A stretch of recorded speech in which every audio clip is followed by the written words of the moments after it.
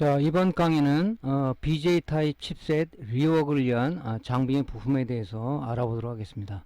먼저 기본 장비류는 있어야 되겠죠. 뭐 BJ 리워크 할 때 열풍기류도 가능하다. 물론 그 얘기를 제가 드렸는데 좀 더 어떤 그 솔더링 작업을 좀 원활하게 하기 위해서는 이 BJ 리워크 장비라는 게 필요합니다. 물론 열풍기 가지고도 수리를 잘 하시는 그 오랜 경험이 있으신 분들은 하시는 분도 있어요. 하지만 오랜 경험이 있는 그런 분들이라도 꼭 BJ 그 타입을 갖다가 리볼링해서 리워크를 할 때는 반드시 이 BJ 리워크 장비가 있어야 된다는 얘기죠. 그래서 우리가 전번 강의에도 말씀드렸지만은 우리가 BJ 타입 리워크 하는 건 두 가지가 있다고 그랬죠. 칩셋을 탈거해서, 그죠? 잔납을 다 제거하고 새 솔더볼을 얹어서, 그죠? 그 다음에 장비로 다 붙이는 방법이 하나가 있고, 하나는 칩셋을 탈거하지 않고 젤 플락스를 주입을 해서 또는 액상 플락스를 주입해서 어떤 그 칩셋을 리히팅하는 방법이 있다. 그래서 리히팅 장비로서는 우리가 열풍기로 할 수도 있지만은 이런 BJ 리워크 장비를 하는 게 좋다라는 얘기를 드린 바가 있습니다. 그래서 좀 더 세밀하고 또 어떤 그 솔더볼 또는 아니면 크랙이 생긴 어떤 솔더볼을 원활하게 솔더링 하기 위해서는 아무래도 이 장비가 중요하죠. 왜 중요한가를 말씀을 제가 드렸죠. 이유는 뭐냐면 이렇습니다. 지금 우리가 솔더볼을 붙일 때 제가 이런 말씀을 제가 드렸는데 기억을 하실지는 모르겠어요. 자, 우리가 이제 이게 PCB라고 제가 말씀드렸죠. 이게 PCB예요. PCB판이 이렇게 있다면 우리가 여기다가 이제 칩셋을 여기 이 PCB에 있겠죠. 칩셋 바로 밑에는 우리가 솔더볼이 이렇게 붙어 있다고 그랬죠. 그죠? 이 솔더볼이 붙어 있는데 열풍기를 가하게 되면 열풍기는 상부에서만 가해주게 돼 있죠. 그죠? 여기서 가해주면 이쪽은 잘 붙어요. 여기는. 그죠? 이렇게 가하게 되면. 근데 하부에서 즉 PCB 회로에 붙어 있는 요거는 열풍기를 갖다가 뒤에서 가하게 하는 좀 어렵죠. 그죠? 왜냐면 이게 떨어지니까. 그래서 이 BJ 리워크 장비는 뭐냐면 이 하부 히터가 있어서 하부 히터에서 열을 가해서 이 PCB 쪽도 이 솔더볼을 붙이고 또 상부에 열을 가해서 이게 상부 히터죠. 상부 히터고 여기 하부 히터죠. 그죠? 하부 히터입니다. 여기서 열을 가해주고 열을 가해주다 보니까 칩셋 패드도 이 솔더볼이 원활하게 붙고 PCB 기판상의 회로에도 이 패턴에도 이 솔더볼이 원활하게 붙기 때문에 결론적으로 뭐냐, 이쪽과 칩셋 패드와 PCB가 견고하게 붙기 때문에 오래 간다. 근데 만약에 열풍기 작업을 했을 때는 하부에를 안 가해주기 때문에 여기만 가해지는 거죠. 그러면 물론 요 밑에도 열이 찬다 해서 붙겠지만은 요거는 살짝 붙겠죠. 그럼 또 결론적으로 말해서 냉난이 된다. 그렇기 때문에 우리가 좀 더 예민한 어떤 그 제품이라든가 이런 부분들, 그런 것들은 우리가 이런 리워크 장비로 해야 된다는 얘기죠. 그죠? 그래서 이런 문제 때문에 제가 이제 좀 더 세밀하고 좀 약간 그 뭡니까, 약한 그런 BJ 칩셋이나 얇은 기판을 가진 그런 제품들은 우리 BJ 리워크 장비로 해야 된다는 얘기를 말씀을 드린 거죠. 그죠? 그래서 이 BJ 리워크 장비는 전번 강의도 말씀드렸지만 열풍 방식과 IR 방식 두 가지가 있는데 그래서 열풍 방식을 많이 쓰시는 분도 있고요. 또 선호에 따라서 IR 방식을 많이 쓰시는 분도 있는데 그거는 뭐 IR 방식이 좋다, 열풍 방식이 좋다 얘기는 못해요. 근데 작업을 해보니까 뭐 거의 비슷합니다. 근데 이제 뭐 개인의 어떤 그 뭡니까 선호도에 따라서 선택하는 것은 여러분들이 이제 자유롭게 선택하는 거니까. 그래서 이제 요런 장비를 해야만이 좀 더 우리가 뭡니까 편하게 작업을 할 수가 있고, 열풍기를 작업할 때는 상당히 좀 불편해요. 그래서 옛날에 이제 좀 고수들은 어떻게 했냐면은 PC판 요렇게 놓고, 그죠? 여기다가 칩셋을 올려놓고 여기다 거치대를 하나 만들어서 열풍기를 갖다가, 그죠? 열풍기, 그럼 열풍기 두 대를 가지고 여기서 열풍기를 가해주고 상부에서도 지지대를 갖고 여기서 열풍기를 가해주는, 그죠? 요런 방식을 썼어요. 요렇게 궁예지책으로 한 거죠. 그래서 수리를 잘했던 사람도 사실 많습니다. 예? 그래서 전번 강의에도 언급한 내용이지만은 꼭 어떤 리볼링만이 최선책은 아니다. 그죠? 그래서 우리가 리히팅을 어떤 방식으로 어떤 방법으로 해서 좀 더 잘할 수 있느냐, 그게 또 리볼링 하는 만큼 성능을 낸다, 그런 얘기를 했었죠. 뭐 초보자는 열풍기라면 불량이 날 확률이 굉장히 높습니다.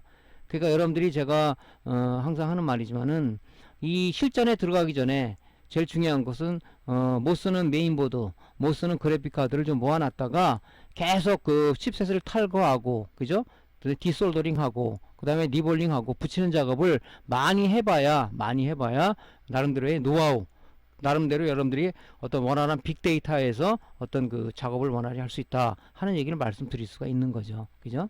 그래서 아무튼 여러분들이 요즘 뭐 장비들이 많이 저렴해져서 어떤 직구를 하게 되면, 해외 직접 구매를 하게 되면 굉장히 좋은 장비들이 많아요.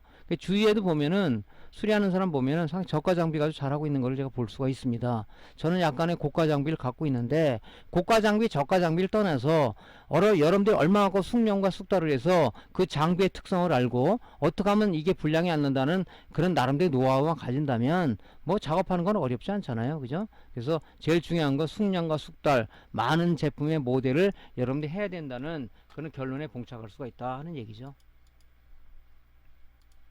그래서 이제 장기적인 어떤 그 안목을 본다면 우리가 BJ 장비 하나는 가지고 있어야 될 거로 우리가 봅니다. 왜냐면 전에도 말씀드렸지만은 부품들이 IMD 타입에서, 즉 PCB 홀에, 그죠? 리드를 삽입해서 솔더링하는 방식에서 이제는 뭡니까? SMD 타입, 그죠? 표면 실장 부품 PCB 패턴에다가 바로 솔더링하는 SMD 타입의 부품에서 이제는 뭡니까? 제품의 소형화, 경량화, 집적화, 또 내지는 어떤 그 생산성 향상을 목적으로 해서 BJ 타입으로 많이 가고 있다. 그래서 노트북도 울트라북과 아니면 예전에 나온 노트북의 PCB 크기를 실제 전번 강의에 보여드렸죠. 그렇게 자꾸 작아지고 있단 말이죠. 그럼 어차피 수리를 하려면 수리 어떤 그 업을 가지고 매장을 운영하시는 분이라면 어차피 이 BJ 리역 장비는 필요하다. 그죠?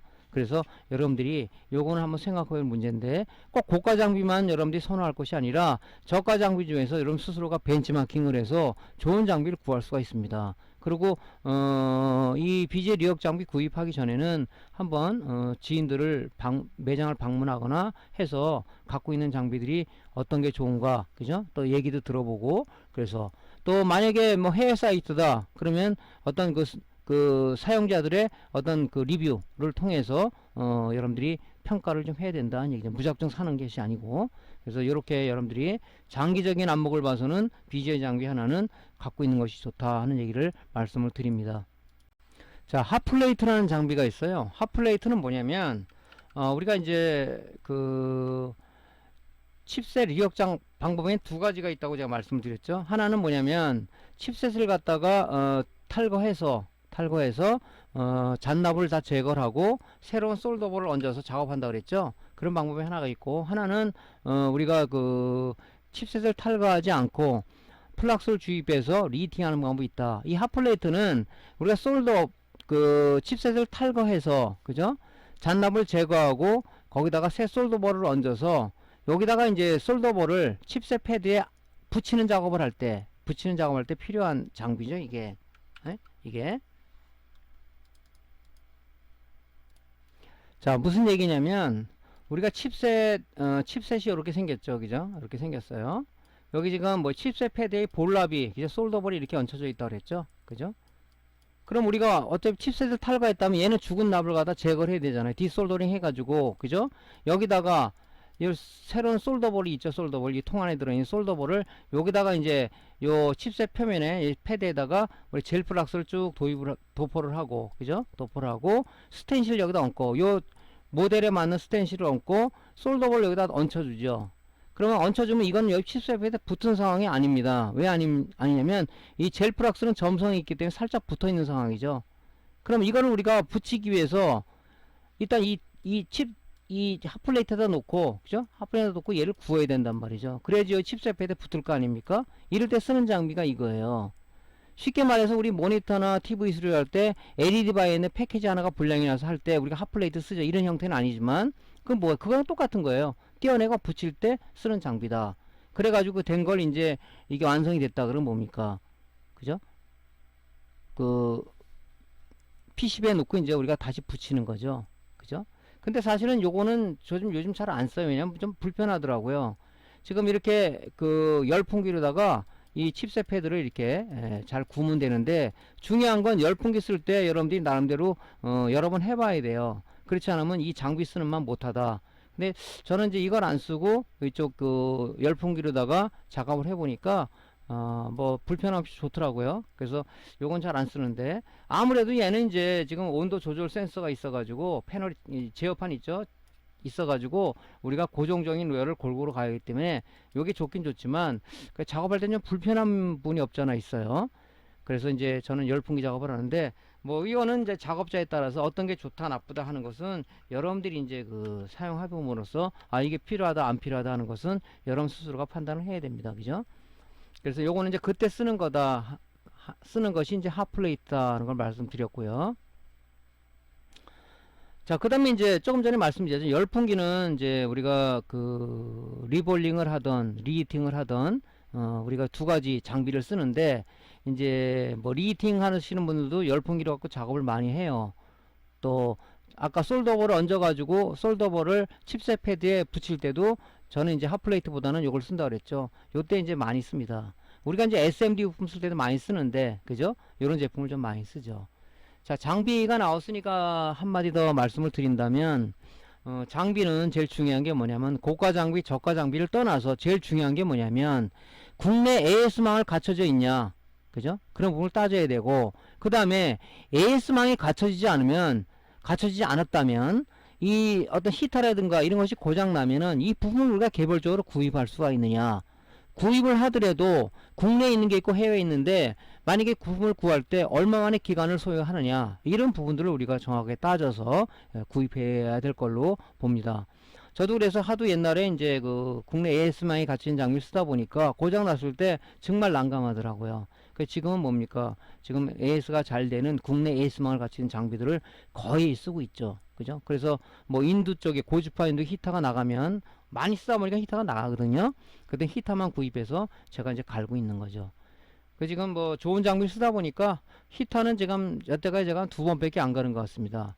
그래서 뭐 그런 차이도 있고, 근데 고가 장비, 저가 장비를 떠나서 우리가 AS망이 정말 충실하냐, 부품을 구할 수가 있냐, 이런 데 주안점을 좀 둬야 될 걸로 봅니다. 그래서 그것 좀 여러분들이 염두에 두시고 장비를 구매했으면 좋겠다는 얘기를 드립니다.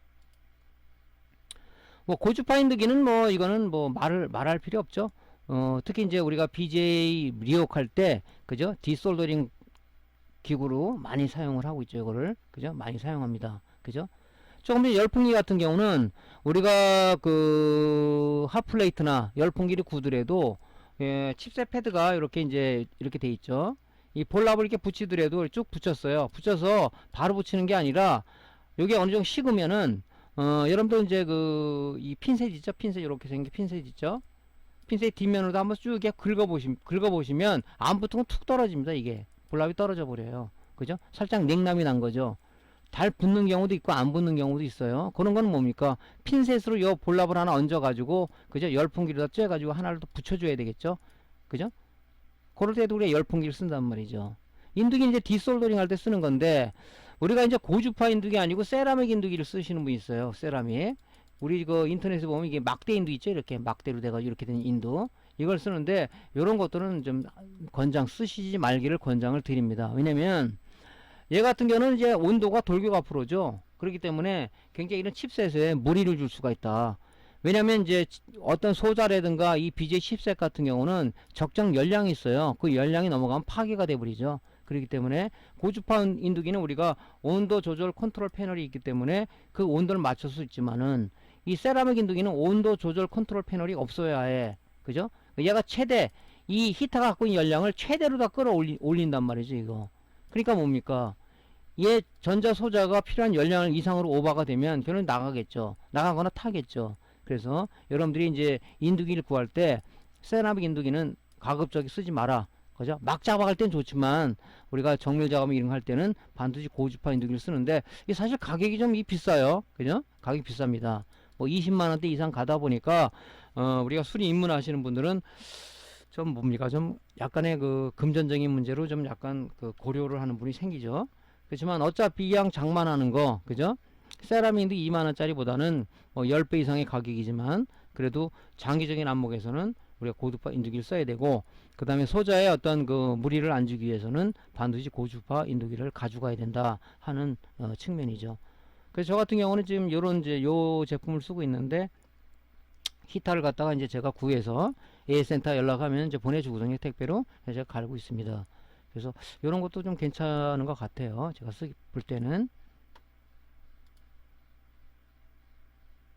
자, 우리가 기본 지그류는 우리가 칩셋을 이제 PCB에 탈거했다 그러면은, 그죠? 탈거했다 그러면은 이제 그 잔납을 갖다가 제거를 할 때도 지금 이런 거죠. 쉽게 얘기하면,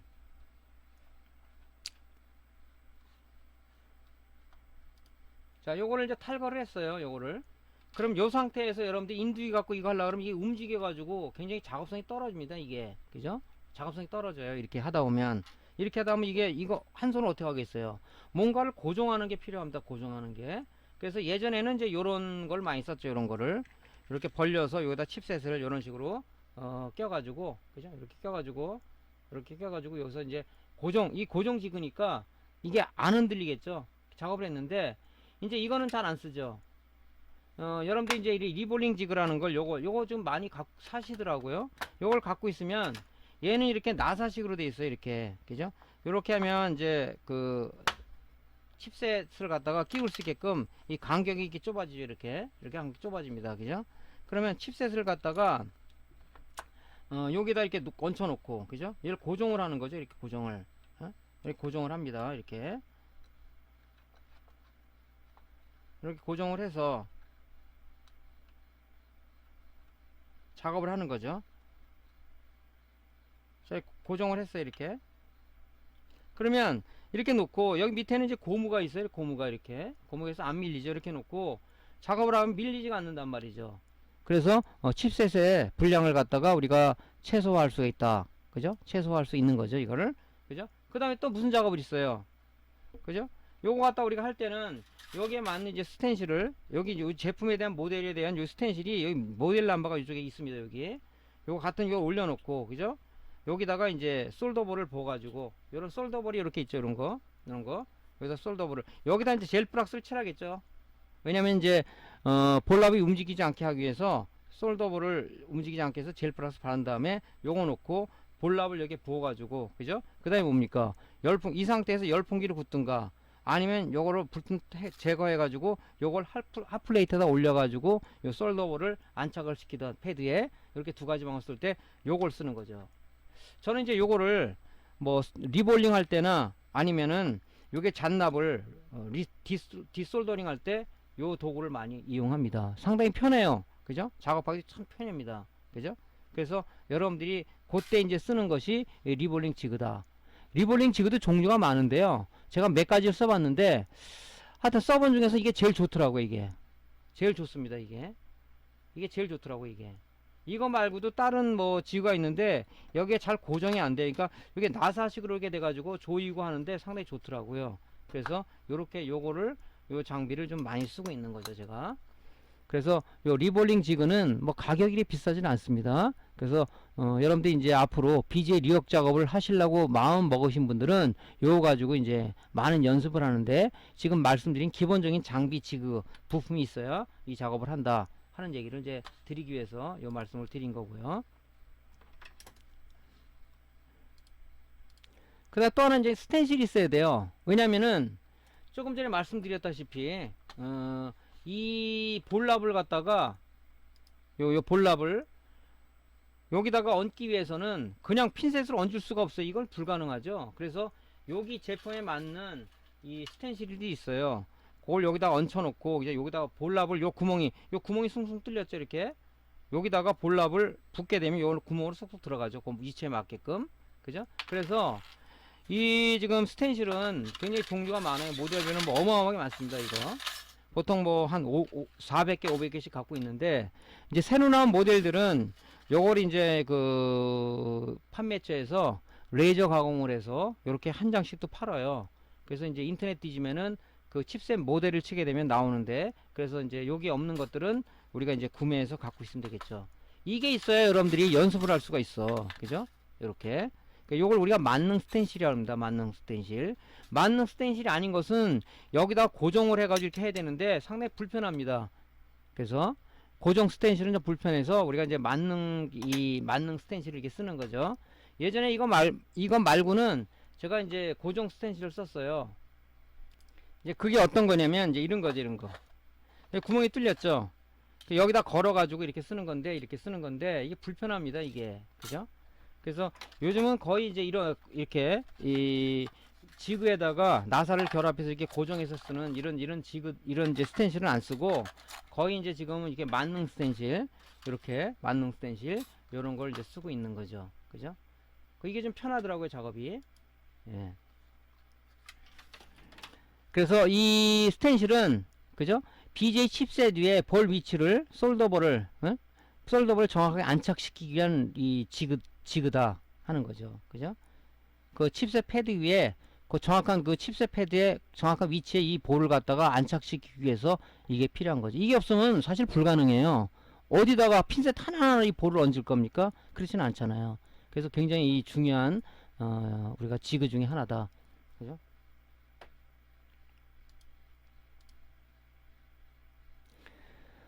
그 다음에 이제 우리가 칩셋을 리버링을 탈거할 때 우리가 이제 IC 흡착, 버큐 패널이라고 그러죠? 이게 필요하죠. 그죠? 지금 여러분들 이거 뛸 때 핀셋을 갖고 쓰시는 분이 있어요. 핀셋을. 이게 지금 칩셋이 이렇게 있지 않습니까? 여기에 보드에 이렇게 칩셋이 붙어 있습니다. 이게 칩셋이 붙어 있으면 이걸 가열해서 뛸 때 이 핀셋을 갖고 이거 이렇게 여기를 이렇게 뛰게 되면 이 패턴이 이게 손상이 될 수도 있어요.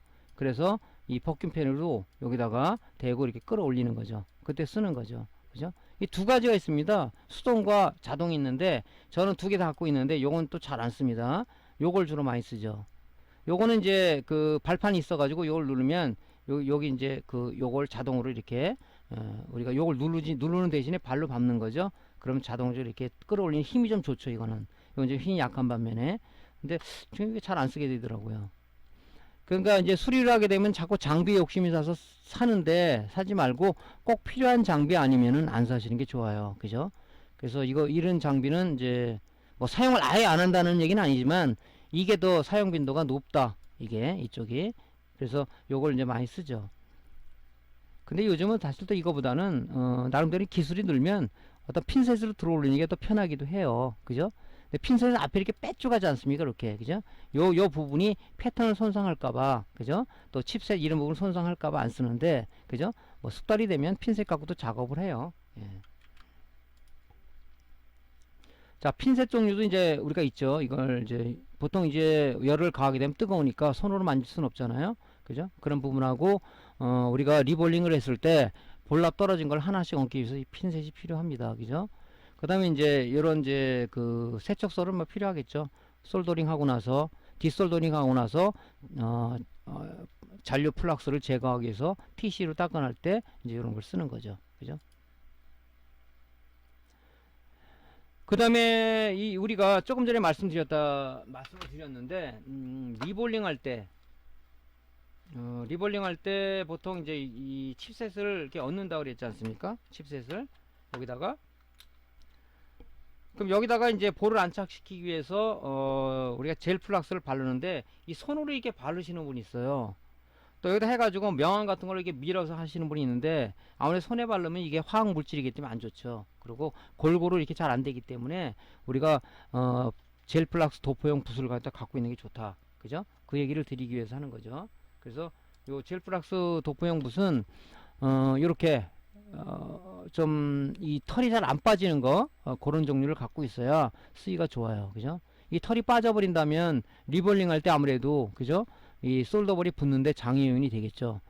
그런 게 필요하니까 젤 플락스 붓은 꼭 갖고 손으로 하지 말고 붓으로 좀 칠하시는 그 방법을 쓰시길 바랍니다. 자, 룻배 돋보기는 필요하겠죠. 왜냐면 우리가 이제 그 리볼링을 했어요. 그죠? 또는 내지는 디솔더링을 했어요. 그럼 어떤 부분이 이제 잘 붙었는가를 판정을 해야 되지 않습니까? 그럼 그때 이제 여기다가 요 룻배를 봐가지고 볼이 어떻게 잘 붙었나, 위치에 잘 붙었나 확인할 때 이럴 때 쓰는 거죠. 그죠? 근데 뭐 숙달이 되면 또 이런 거 보겠습니까? 근데 어차피 뭐 루페는 여러분들 항상 가지고 있는 거니까 이런 때 쓰는 거죠. 저는 이제 요즘에는 이제 모르면 전자현미경을 많이 봅니다. 이걸로. 그죠? 이게 배율이 좀 크기 때문에 큰 화면으로다가 어느 부분이 좀 문제가 있는가 그런 부분을 이제 이걸로 봐요. 근데 이것도 이제 이 장비들이 비싸지가 않죠. 그죠? 그래서 우리가 화면을 볼 수 있다는 거.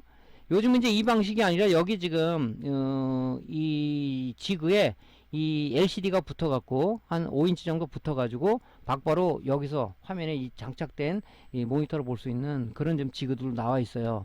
뭐 가격은 그렇게 비싸지는 않더라고요. 근데 뭐 이거 있는데 또 구매하기가 그래서 전 안 하고 있지만, 이걸 구매 안 하신 분은 여기 지금 그 전자혁명에 이렇게 구조가 이렇게 돼 있어요. 이렇게 이 여기다가 아예 이 LCD 액정이 붙어 있는 게 있습니다. 그죠? 그런 것도 좋죠. 이왕 구매하실라 그러면. 그래서 이제 패턴이 어떤 문제가 있는지, 볼이 제대로 붙어 있는지, 어떤 위치에 제대로 붙어 있는지, 그죠? 그 다음에 손상된 패턴이 부분이 없는지, 그런 부분들은 이제 이걸 확인한 다음에 이제 작업을 하는 거죠. 나사 보관함, 뭐, 요거는 여러분들이 수리할 때 굉장히 필요한 그 부품들이죠. 이런 것들은 항상 여러분들이 좀 갖고 있어야 되라고 봅니다. 그죠? 나사를 이제 특히 뭐 노트북이나 모니터나 TV나 뭐 이런 거 수리할 때 나사를 갖다가 아무데나 방치해 가지고, 그죠? 나사를 갖다 분실하는 경우가 많아요. 그래서 이런 나사통을 하나 보관해서 나사 뚜껑이 있는 거, 락 장치가 있어서 뒤집어도 쏟아지지 않는 그런 부분들을 여러분들이 구매하셔서 갖고 있는 게 좋겠죠. 그죠? 이런 나사통은 굉장히 필요해요, 여러분들한테. 자, 그 다음에 이제 부자재류 한번 넘어가 볼게요. 부자재류. 부자재에서 필요한 게 뭐냐면 솔더볼이죠. 우리가 BGA 칩셋 리역은 두 가지 방법이 있는데, 한 가지 방법 중에서 우리가 뭡니까? 칩셋을 떼가지고 잔납을 제거하고 칩셋에서 다시 솔더볼을 얹어서 쓸 때 이 솔더볼이 필요한 겁니다. 솔더볼은 종류가 많아요. 이 크기가, 그죠? 0.5짜리가 있고, 뭐 0.6짜리가 있고, 0.76짜리가 있고 0.45짜리가 있는데, 그건 어떻게 구분하냐면, 그래서 이거 여러분들이 이제 생소하죠, 이런 부분들은. 자, 솔더볼이 이렇게 있어요. 그러면 요 위에 미리가 적혀 있어요. 0.6mm, 여기 0.5mm, 여기 0.45, 그다음에 0.76이에요. 그죠? 이게 그러니까 요게 좀 볼이 좀 크기가 크겠죠, 이게. 그죠? 제일 작은 게 뭐예요? 0.76. 여기 좀 작은 거죠, 그죠? 요게 제일 작은 거겠죠? 요게 제일 큰 거고, 미리수가. 요런 식으로 이제 이 볼랍을 갖다 팝니다. 그죠? 이렇게 볼랍을 팔아요. 그러면 내가 지금 이 칩셋을 갖다 쓸라 그러면, 그죠? 이 어떤 볼랍을 써야 돼? 여기 이 모델 남바가 있어요. 그럼 여기에 맞는 스텐실도 이렇게 모델 남바가 있습니다. 이게 모델 남바가. 이 잘 볼지 모르겠는데, 여기 밑에 보면 이 남바가 있는데, 여기 보면 0.6mm 볼을 쓰라고 되어 있습니다. 여기 밑에. 크게 한번 보여드릴게요. 이게 확대가 될지는 모르겠는데 한번 볼게요. 보이죠? 자, 여기 보시면 보이나요? 0.6mm 여기 0.6이라고 되어 있죠. 0.6mm 볼을 써라. 이 모델 앞에 게 모델명입니다. 이게, 그죠? 이 칩셋 모델명이에요. 그러니까 내가 만약에 이 칩을 쓴다 그러면 뭡니까? 이 칩을 가다 입을 간다면 이 칩셋에 맞는 모델명을 이 스텐실을 찾아야 돼요. 그죠? 그럼 0.6mm라면 여기에 있는 이 0.6mm 볼을 써야 된다는 얘기죠. 그죠? 그냥 우리가 이제 주의할 점은 뭐냐? 요 칩셋이다 그러면 요 칩셋 모델에 대한 이 스텐실을 찾고, 이 스텐실의 밑에 보면, 하단에 보면 몇 미리 볼을 쓰라는 게 돼 있다고 그랬죠. 그 볼을, 이게 0.6mm다 그러면 0.6mm 볼, 요게 한 세트가 되겠죠. 그죠? 0.6인데 0점을 썼다 그러면 뭡니까? 그죠? 안 되겠죠. 안 되죠. 그러니까 항상 0.6mm 볼을 써서 리볼링 해야 된다. 그래서 이 볼랍도 종류가 이렇게 많이 있어요. 그죠? 예. 그래서 이렇게 큰 통에 담아져 있는 게 또 있고, 조그만 통에 조그만 통에 담아서 파는 것들도 있어요. 그죠? 초보자들은 이제 할 때 또 이렇게 많은 걸 사다 놓으면 이것도 유효기간이 있는데, 그래서 유효기간이 제일 지난 거 쓰고 있는데도 뭐 무리 없이 되더라고요. 그죠? 그래서 이제 이 가격이 좀 부담스러우면 셀러들이 이렇게 조그만 통에 담아서도 팔아요. 그죠? 이것도 이런 식으로 요런 이제 솔더볼을 여러분이 구매해서 써도 됩니다. 그죠? 연습용으로 할 때는 너무 많은 걸 사지 말고 사실 이 유효기간이 있다고 얘기는 해요. 그러니까 여러분들 요렇게 그죠? 소량 들어있는 요거 갖고 연습 충분히 할 수 있거든요. 가격도 비싸지 않아요. 그러니까 요런 솔더볼을 가지고 여러분 쓰시면 좋겠죠. 그죠? 자, 그럼 이제 무연 실납이죠. 납도 많이 쓰고 있죠, 이거. 우리가 이제 뭐 디솔더링 할 때 쓰고 솔더링 쓰는 건데, 이제 요즘은 거의 무연 납을 팔기 때문에 무연 납을 좀 써야 된다, 그죠? 이 차이가 뭐라 그랬죠? 유연 납과 무연 납은 융점이 틀립니다. 녹는 점이, 그죠? 무연 납이 유연 납에 비해서 융점이 한 40도 정도 높습니다. 이게 왜 그러냐면 얘는 거의 주석 성분으로 돼 있어요. 주석이 융점이 높아요. 요 유연납은 납에다가 주석을 갖다 포함한 건데 이게 좀 융점이 낮죠. 근데 요즘 나오는 것들은 무연납을 써야 되기 때문에 이게 좀 융점이 높습니다. 그리고 이제 납에 대해서 좀 설명을 좀 더 드린다면 부연 설명을 주로 이제 그 컴퓨터 가게를 운영하시는 분들도 보통 자가로 수리하시는 분이 많은데 보통 이제 그 컴퓨터 가게를 거쳐서 수리 들어오시는 그 제품들을 보면 납을 갖다 굉장히 안 좋은 납을 써요. 이걸. 그래서 상당히 그런 납으로 인해서 불량 요인이 또 많습니다. 납을 살 때는 좀 지명도 있고 약간 비싼 납을 여러분들이 쓰기를 권장을 드립니다. 그죠? 그 보면은 이 실납도 굵기가 있는데 너무 굵은 걸 쓰지 말고 적당하게 여러분들 작업성에 맞는 납을 굵기를 써야 되는데 보통 이제 저가 납들은 굵은 납 안에 패스트가 많이 들어있는 그런 납을 쓰게 되면 잘 붙지도 않고 문제가 생겨요. 그래서 납은 좀 비싼 납을 쓰시길 바랍니다. 자, 우리 젤프락스는 우리가 뭐 꼭 있어야 될 그런 그 부자재 중에 하나죠. 젤프락스는 많이 쓰죠. 이 젤프락스도 우리가 이제 그 솔더링 할 때나 디솔더링 할 때 많이 쓰는데 요 제품도 보면 이 저가 장비들을 많이 쓰시더라고요. 이거를. 그래서 뭐 어떤 사의 제품이라고 내가 뭐 선전이란 그런 분들이 말하기가 좀 어렵고 여러분들이 좀 가격이 비싸고 그런 이제 젤프락스를 써요. 저가를 썼을 때는 아무래도 쓰고 나면 이 검게 타가지고 굉장히 안 좋습니다. 성능이 굉장히 떨어지죠. 질이 떨어지는 젤프락스도 많아요. 납처럼. 그래서 젤프락스도 우리가 좀 가격이 이렇게 많이 차이 나는 건 아닌데 그래서 잘 몰라서 그런지 자꾸 저가를 쓰시는 분이 있는데 딱 보면 알죠. 그죠? 저가와 고가 차이. 그래서 이거를 뭐 어디 제품을 써라 얘기하기가 좀 뭐예요. 제가 무슨 영업하는 것 같아서 말씀을 안 드리겠습니다. 그래서 이 젤프락스는 좀 고가의 어떤 그 가격을 가진 제품을 쓰시는 게 좋다. 그죠? 그것이 이제 뭐냐면 성능 자체가 많이 좋아요. 그 다음에 이제 펜프락스는 이제 뭐 잘 안 쓰는데 간혹 이제 간단한 작업할 때는 펜프락스 쓰기도 합니다. 자, TC는 여러분들 다 갖고 있죠. 그래서 어떤 PCB 표면에 남아있는 플락스 성분을 깨끗이 세척할 때 쓰는 그런 거죠. 우리 리볼링 하거나 아니면 리히팅 하고 나서도 칩셋 주위에 많은 그 플락스 잔류 플락스들이 많이 남아 있어요. 그런 부분들을 깨끗이 우리 제거를 해줘야 됩니다. 근데 우리 수리맨들이 보면 꼭 뒤처리를 잘 안 하시는 분이 너무 많더라고요. 왜 많냐면 이제 뭐 한 군데를 거쳐서 우리 쪽으로 오는 거 보면 거의 이 지금 솔더링 하고 나서 전부 다 그 잔류 플락스를 갖다가 세척을 안 하시는 분들이 제가 볼 때는 저희 집에 오시는 분들은 100%예요.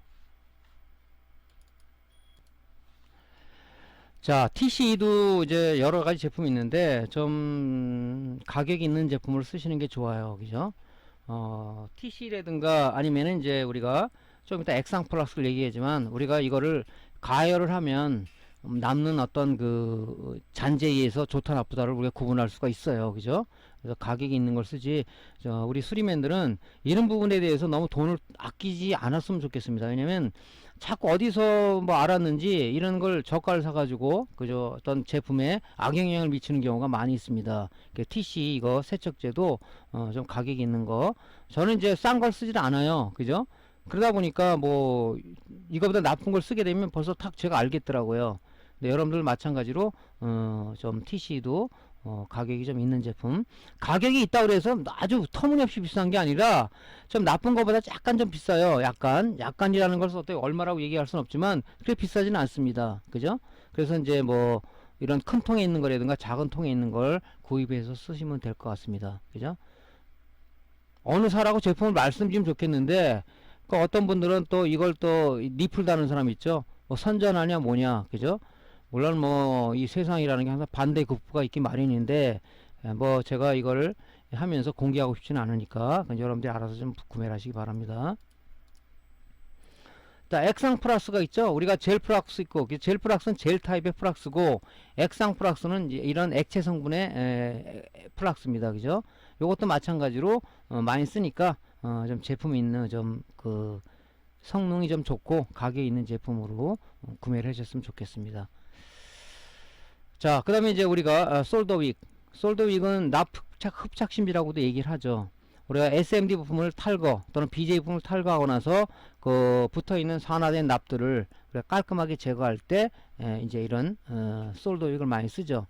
굉장히 많이 쓰죠. 이거 BJ 뉴욕 작업할 때는 많이 쓰기 때문에 우리가 이제 이렇게 롤로 된 걸 갖다 하는데, 그죠? 요런 부분도 요것도 좀 좋은 제품이고 나쁜 제품이 있어요. 좋은 제품을 좀 쓰기 바랍니다. 이거를 이제 구리선을 갖다가 망식으로 엮어 가지고 잘 빨아들이게끔 구조를 만들어 놓은 거죠. 그래서 여러분들이 이제 솔더윅이 이게 가격이 좀 약간 싼 제품은 아니에요. 그래서 여러분들이 막 작업할 때는 뭐 쓰라고 그랬죠? 여러분들이 구리 전선, 그죠? 폐 전선을 갖다 까 가지고, 그것도 구리 성분이니까 납을 잘 빨아들인다고 그랬죠. 뭐 그걸 쓰고 마무리 읽어도 관계없지만, 가능한 BG의 리역 작업을 할 때는 이 솔더윅이라는 것을 좀 많이 좀 여러분들이 사용하는 게 좋을 것 같습니다. 그리고 이렇게 롤로 감아서 하는 것보다는요, 롤로 감아서 이렇게 하는 것보다는 아무래도 잘라서 쓰는 게 좋아요. 잘라서 쓰는 게. 저 같은 경우는 이걸 잘라서 씁니다. 어떻게 쓰냐면,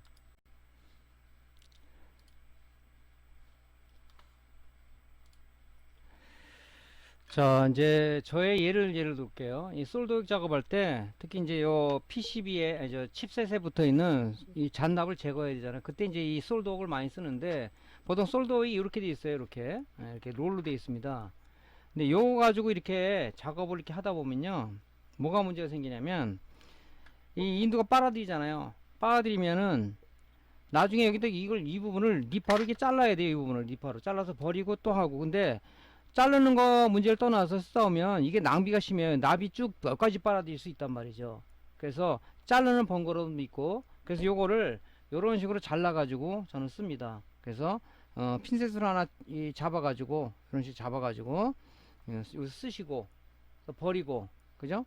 또 요거 잡아 가지고 또 인두로 디솔더링해서 버리고, 이런 식으로 씁니다. 그래서 요렇게 롤로 된 거는 작업성이 좀 쓰다 보니까 이 떨어져요. 이게 이렇게 작업하는 게. 그래서 저런 식으로 잘라서 작업 따위 부품통에 넣어 놓고 필요할 때마다 꺼서 꺼내서 핀셋으로 이렇게 꺼내서 제가 사용을 하고 있습니다. 여러분들 요 방법을 한번 써보세요. 그죠? 상당히 좀 편하더라고요, 쓸 때. 그래서 이제 이렇게 왜 굳이 이렇게 하냐 하는데, 제가 작업을 이제 여러 작업을 해보다 보니까 작업이 어떤 그 개선책이 나오더라고요. 그죠? 작업이 불편하면 어떻게 좀 빠르게 개선하겠냐. 옛말에도 그런 말이 있죠. 어렵지 않으면 지혜가 안 나온다. 그래서 하다 보니까 이런 아이디어 생기고, 그죠? 나름대로 뭐 잔머리라고 그러나? 그런 게 많이 나오더라고요, 머리에서. 그래서 이제 뭐 지그드 만들어서 개선하고, 요런 별거 아닌 것 같지만 요렇게 작업성을 좋기 위해서, 분량을 최소화하기 위해서 이렇게 하다 보니까 나름대로 그 좋은 아이디어가 생겨서 하니까, 여러분들 하다 보면 요런 것들은 이제 아이디어가 생겨요. 그냥 그때 여러분들이 개선하시면 될 것 같습니다.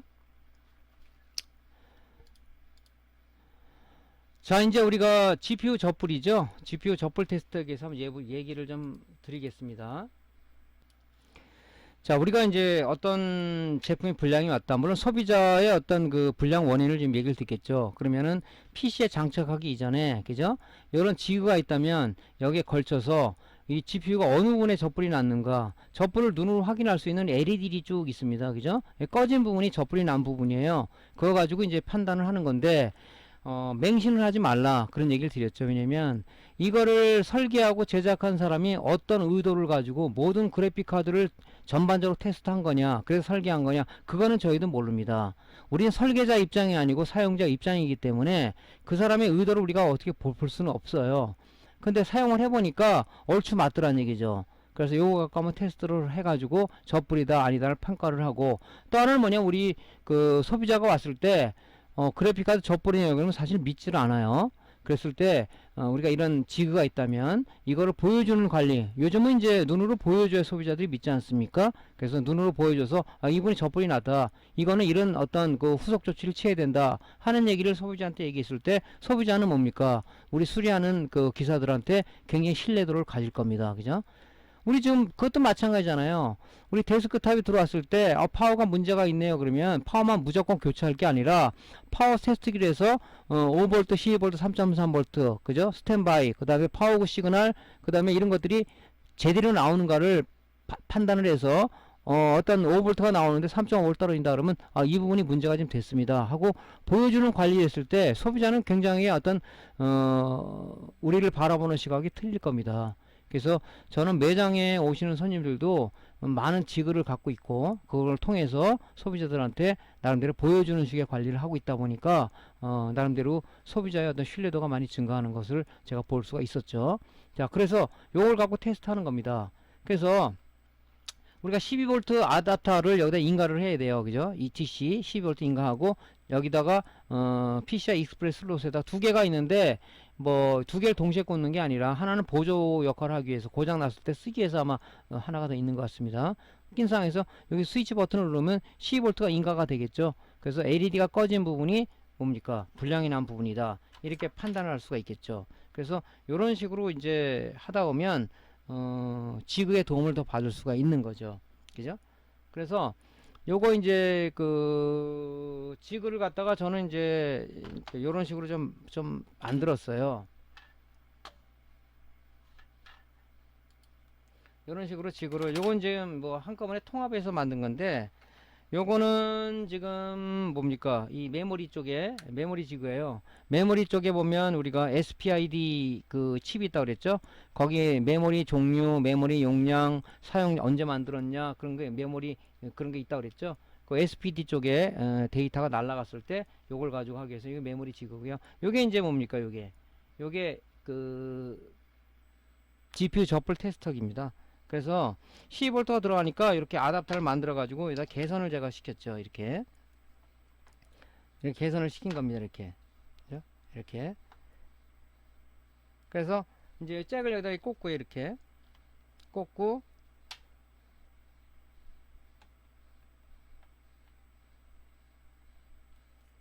여기다가도 이제 여기 지금 전원이 지금 연결돼 있죠. 이렇게 연결돼 있습니다. 그죠? 그래서 전원을 연결해 가지고 여기 누르게 되면 그래픽 카드를 꽂고, 그러면 보니까 테스트가 되겠죠. 이게 테스트가. 자, 이런 식으로 해서 이제 여기다 그래픽 카드를 이렇게 꽂고, 그죠? 전원을 넣고, 그죠? 전원을 넣고 이 버튼을 누르게 되면 이제 불이 들어오겠죠. 그런 식으로 테스트 하는 겁니다. 그죠? 그래서 이런 이제 지그가 있으면 편리하다는 것을 한 번 더 말씀드렸고요.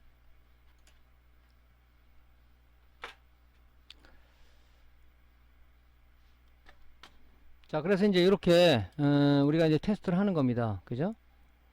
요 부분이 지금 요거 실제 이제 테스트한 건데, 이건 지금 GPU 젖불로 들어온 거예요. 그죠? 요 부분이 지금 그 젖불이 일어난 거죠. 여기가 불이 하나 꺼져 있죠. 예. 그래서 요거 가지고 이제 젖불이다 하고 이제 리히팅을 하던 리볼링을 하던 작업자의 판단에 의해서 하면 되는 겁니다. 사실 이걸 우리가 100% 믿어야 될지 말지는 사실 퀴션 마크예요. 그죠? 개발자가 어떤 마음으로 했는지는 모르겠는데 참고용으로 쓰시라고 말씀드립니다. 자, 한번 보죠. 자, 12V 전원 인가하고요. 조금 전에 지금은 제가 약간 개선을 한 거예요. 여기다가 이제 슬롯에 장착을 하고, 자, 12V 전원을 이제 인가를 해주는 거죠. 버튼에 의해서 파워 스위치를 누릅니다. 그죠? 누르게 되면, 자, 요 부분이 지금 꺼져 있죠.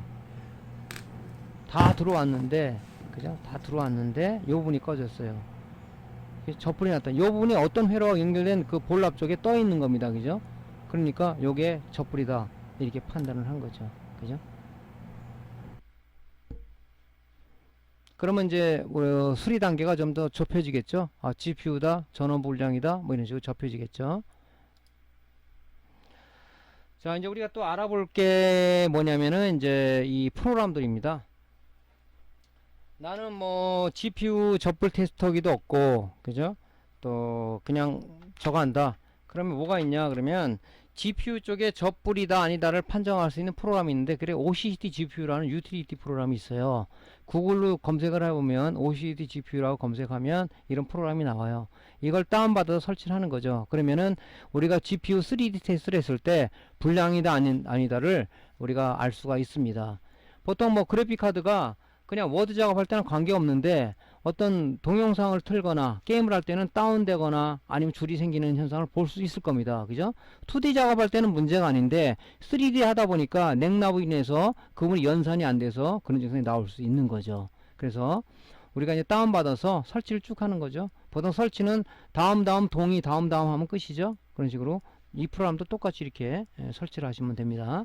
설치는 어려운 게 없죠. 그죠? 설치가 다 되면 이제 실행을 해야 되겠죠. 그죠? 실행을 하게 되면, 그죠? 뭐 이런 뭐 메시지가 하나 나오는데, 이거는 뭐 어쩌고저쩌고 하는 거 그냥 X로 나가시고요.